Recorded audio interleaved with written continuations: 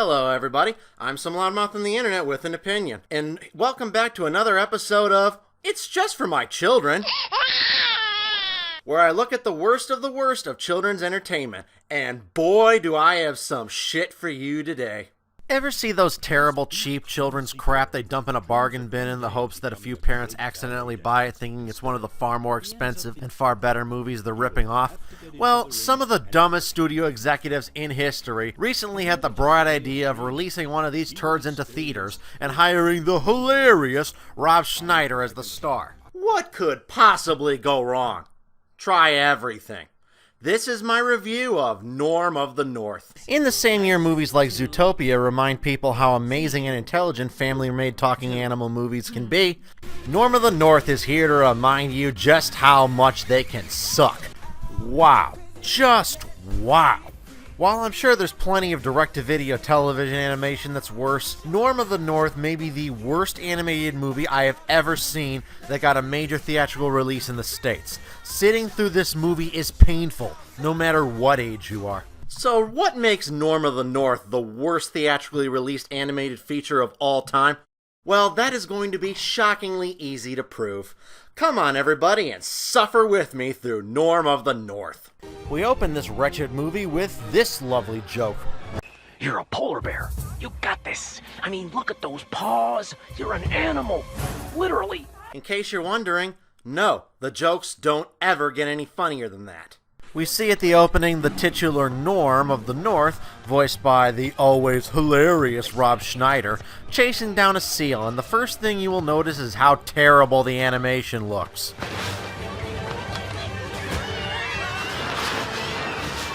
The 90s called. They want their animation back. Seriously, Pixar already had animation better than this movie more than 14 years before this movie came out. He's a happy bear. First of all, the character designs are hideous. I get they were going for a cartoony, not a realistic style, and that's fine, but the characters don't look cute. They look downright scary. Us! Ah! Damn! Well, there's your kid's nightmares for the next few weeks. It's like the animator started with drawings a 5-year-old made before rendering them in the computer. And even ignoring the horrifying designs, the animation itself looks decades behind what bigger studios are putting out. Such poor lighting, texturing, and stiff character movements may be tolerable for something produced with no budget on the direct-to-video market, but for something that was released in theaters in 2016, this is a disgrace. But hey, visuals aren't everything. I mean, I'm sure if this movie has good jokes, charming writing, a great story, you can totally look past its bad animation, right? Yeah, the animation is actually the best part of this movie, as scary as that is. The seal chase leads to lots of lazy cartoon slapstick until Norm catches the seal, but then because it gives him cute puppy eyes, he decides not to eat him and instead potentially starve. Oh, come on. Don't say that. You always know exactly what to say to get to me. Cause it never occurred to Norm that an animal he was hunting and chasing wouldn't want to be eaten. Ugh. Eat him! Eat him! Yeah, eat him! Eat him! God! What did the director say to those voice extras?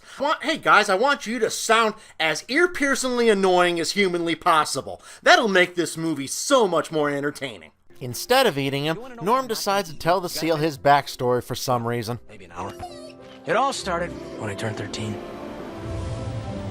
In health class, they told us how our growl would change, how we'd start getting more fur on our bodies. Actually, a polar bear would be about middle age when he turns 13, but I wouldn't expect the writers to know that, or anything else. But they didn't say anything about speaking to humans. We learned that for some reason, Norm, unlike the other bears, has the ability to speak to humans. Aren't they supposed to stay 50 yards away? If this little brat takes one more step, I'm gonna pounce.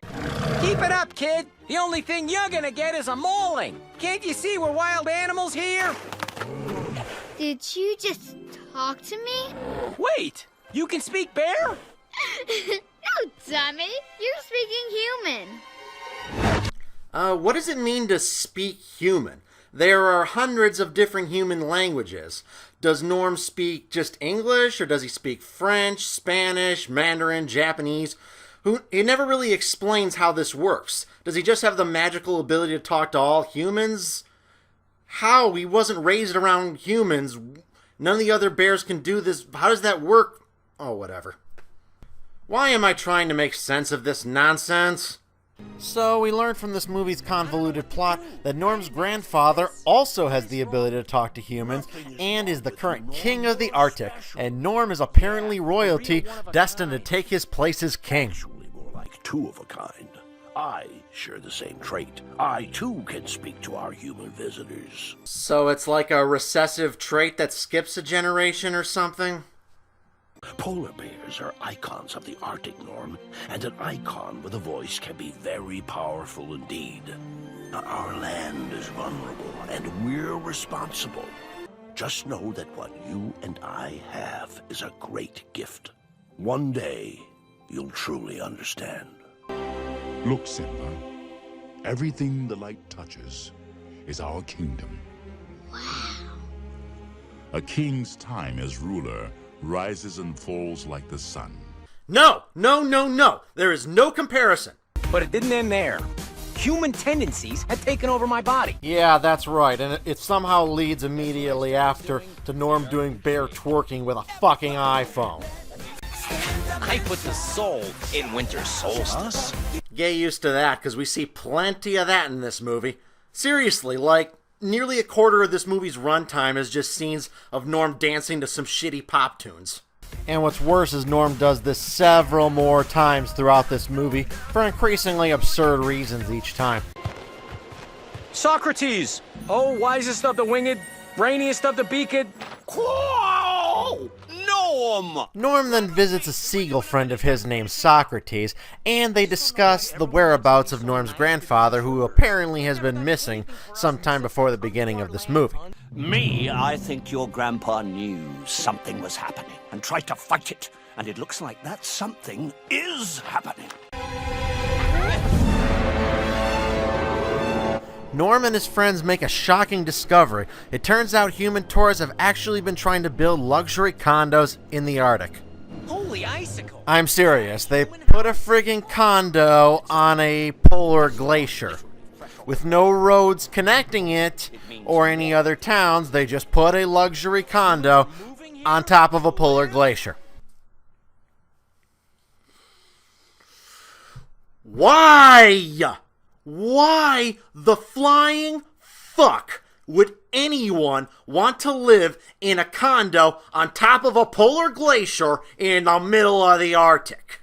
Shoehorning an environmentalist message into a talking animal movie does get kind of annoying sometimes and overdone enough, but at least usually they're bringing to light something resembling a real-world issue kids might face in the future.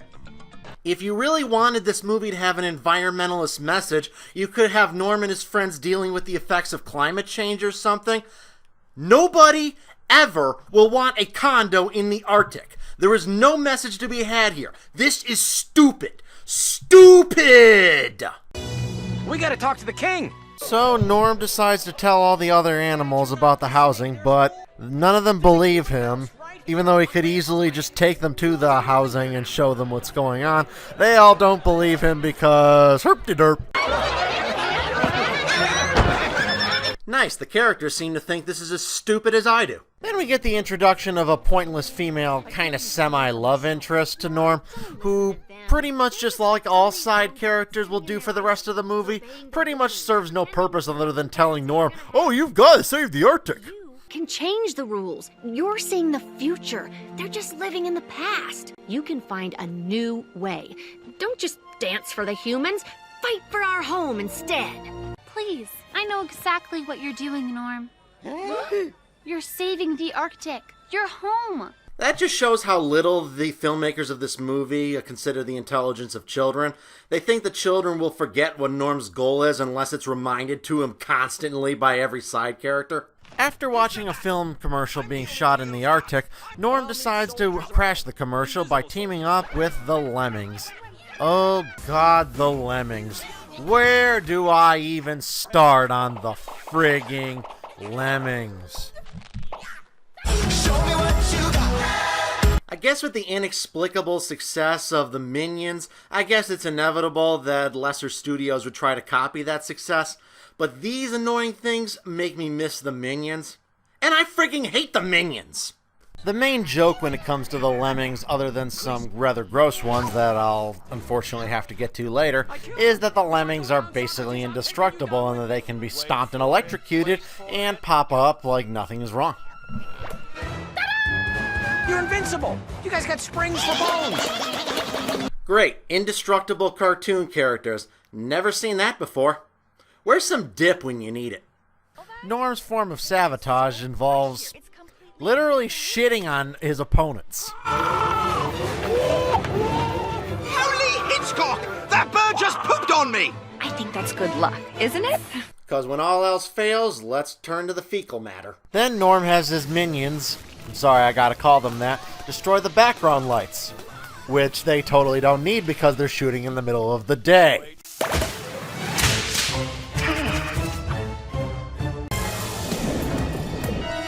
We'll fix the rest in post. Anything can be fixed in post. In one of my movies, I wrote the plot in post. Ah, the villains hired George Lucas.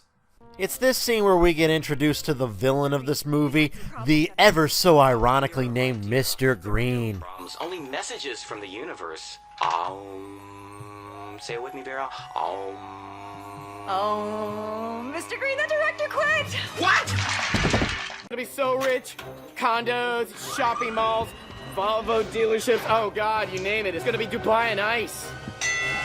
I swear to God, this guy has got to be the most annoying villain I have ever seen in any movie. Just listen to this guy. Welcome to the cold, hard world of big business. You sound just like the investors. That have to be done correctly, Green, with integrity. Maybe the filmmakers figured that making the villain more ear-piercingly obnoxious than the hero would make us like our hero. Doesn't work that way. So a ship comes to the Arctic and takes the home back to New York. Norm stoles aboard the ship in order to help save the Arctic. Can you feel it? Now it's coming back. We can steal it. If we bridge this gap, I can see you through the curtains of the waterfall. You know, I really could criticize this movie for using a lame licensed pop soundtrack instead of making music of your own, but let's be honest. Can you imagine the music these writers would come up with? Norm and his lemming friends arrive in New York City the next morning. Wow, that was a really fast boat. Faster than a jet. But quickly the next morning they are discovered and are chased throughout the streets.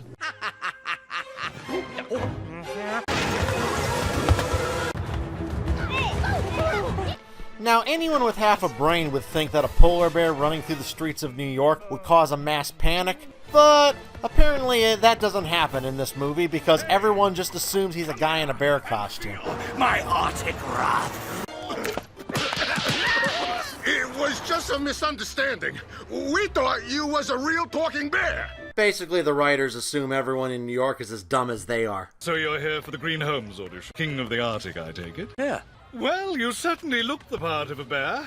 That costume is exquisite. Just a little something I throw together. Who wouldn't mistake this for this? Mr. Green, let me be frank. Condos in the Arctic is a ludicrous idea. Now, condos in the Bahamas, that people can understand. Until we can see public support, we will not approve this. Some friendly advice for this movie's writers, writer to writer. Stupid stuff in your movie does not become less stupid because you acknowledge it. In some cases, such self-awareness can have some kind of meta-commentary to it, but there really is no such commentary to be had here. It's just stupid, and you're acknowledging it. Good for you. People aren't interested in living in the Arctic. Know how I know? Because that graph shows you're currently at a 3% approval rating. Until that number gets above 85%, not approved. So the movie's problem solves itself then. All Norm has to do is absolutely nothing, and problem solved. Movie over, right? I wish. So Norm enters the tryouts to be the mascot for the evil company that he is trying to defeat, and while doing so, the movie does this to us. Hey guys, toilet's right there. Help yourselves.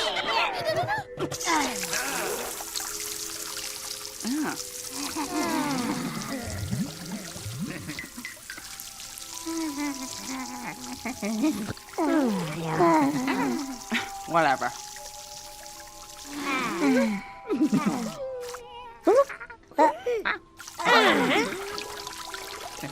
You know, it felt like this movie was pissing on us. You didn't need to make it so literal. So of course Norm is selected because, as you would guess, a real bear looks a lot more like a real bear than the people pretending to be a real bear. So they hire him without ever seeing him without his supposed suit on, even though they still apparently believe he's a guy in a bear costume. Norm, I take it back. You're hired. Vera, take our newest star out to lunch. That's like the whole Clark Kent disguised by 1,000. We find out that Mr. Green has been the one holding Norm's grandfather hostage, and Mr. Green comes to the very logical conclusion that the new talking bear he witnesses had come to spring out the old talking bear he has prisoner. So while Norm's out to lunch, Mr. Green tries to attack Norm and tries to tranquilize him with a tranquilizer gun. But then immediately changes his mind because reasons and hires him again. So local news caught your outburst at Kazawa's today and Norm's heroism. Everyone's talking about Norm, and look at our approval ratings. Ha! Oh my goodness, we are rising faster than the ocean. So basically the movie ends up just where it was the previous scene, making that entire restaurant sequence completely pointless. Vera, he can stay in the model home. I am brilliant! Norm is given his own condo to live in and decides to go find his grandpa, but not before letting the Lemmings fart a lot. Yeah, I'm not kidding. There's no real joke to be had, but the movie feels the need to pause itself in order to hear the Lemmings fart a lot, because... And on top of all that, Mr. Green's watching us, so act natural. Not that natural. Okay, look.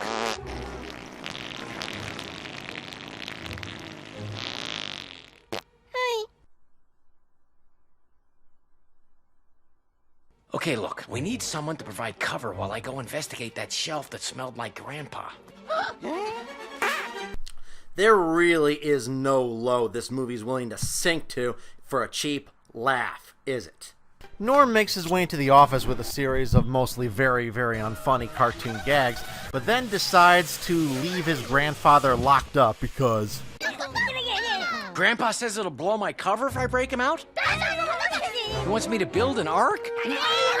Oh, no, he wants me to focus on the Arctic. Saving the Arctic. I got it, it all makes sense. I'll save the Arctic first, and then I'll save Grandpa. The approval rating. I'll get it as high as possible, and then I'll strike. Olympia, you really are a genius. Except this movie already established that the Arctic was not in any danger without Norm making the idea of Arctic condos more popular. Thus, there is absolutely zero reason whatsoever that Norm shouldn't just bust out his grandfather and leave. He is not saving the Arctic by doing any of this bullshit. He is just extending this horrible movie. So, as a part of Norm's goal to be as counterproductive as humanly possible, we are led into a bunch of cheap-looking animated dance numbers that only end up aiding the movie's villain and putting his homeland in danger so this movie can play some crappy stock music that it got the rights to. Gee, I wonder how much effort went into scripting or animating that dance number. Norm attempts to double-cross Mr. Green and tell people to save the Arctic, but Mr. Green predictably manages to stop him.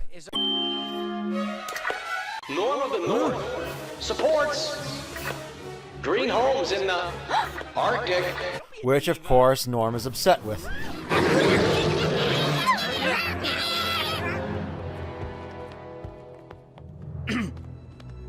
You know, why doesn't Norm just eat this guy? You're a polar bear. So Norm, in order to fix the problem he created, decides to go talk to Mr. Green's investors and convince them to defund Mr. Green. Pablo, building in the Arctic will destroy my home. That's where I live. But the Polar Council, well, they are very aware of the impact. You mean this council? And we got those deluxe shower heads. Oh, it'll wash that guilt right. You're corrupt!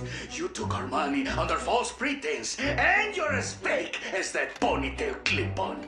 It doesn't matter if I'm corrupt, Because a deal's a deal. the first 4 homes are built. And once they land in the Arctic, you're contractually obligated to fund the rest.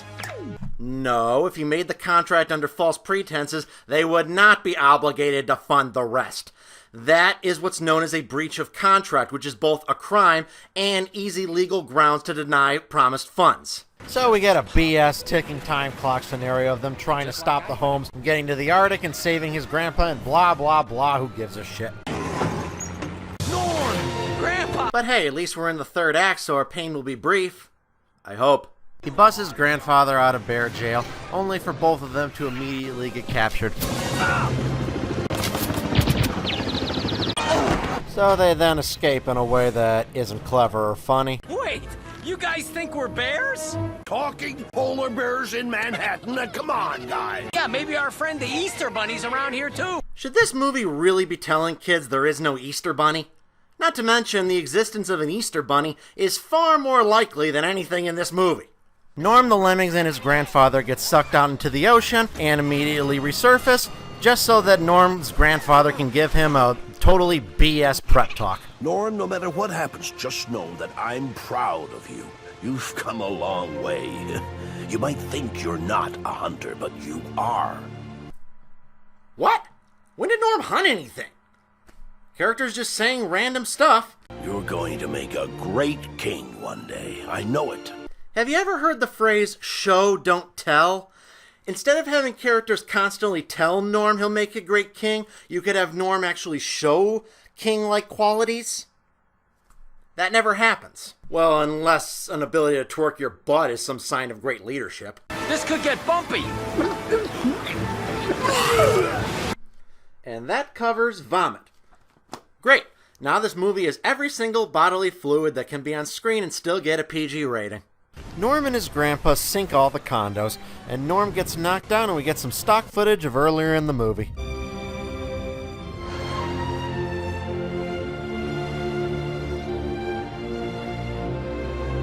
Because I am just sure everyone had such fond memories of earlier in the movie, we just had to remind people of how wonderful they were. But Norm is once again able to escape and rise to the surface, and we immediately cut to Mr. Green's typical cartoon villain comeuppance. Holmes and Polar Council under investigations for bribery charges? Beloved Norm helps reveal sham? These condos weren't for any of you peasants anyway. They were for the 1%. The 1%! Boo! So then the crowd throws Mr. Green down a well because a billboard told them to, I guess.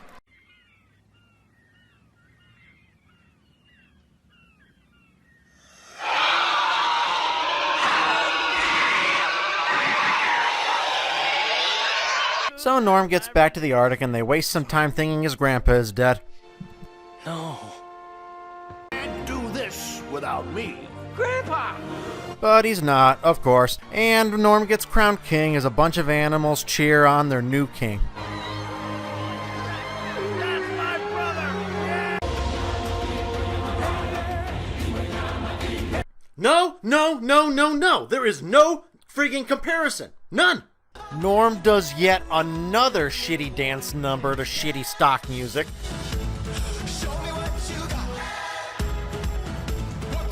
And, thankfully, our suffering ends because the movie comes to a close. And that was Norm of the North, everybody. One of the biggest piles of shit I have ever sat through. And seriously, fuck you if you're going to excuse this because it's for children. Showing this garbage to children should be classified as child abuse. This is the worst.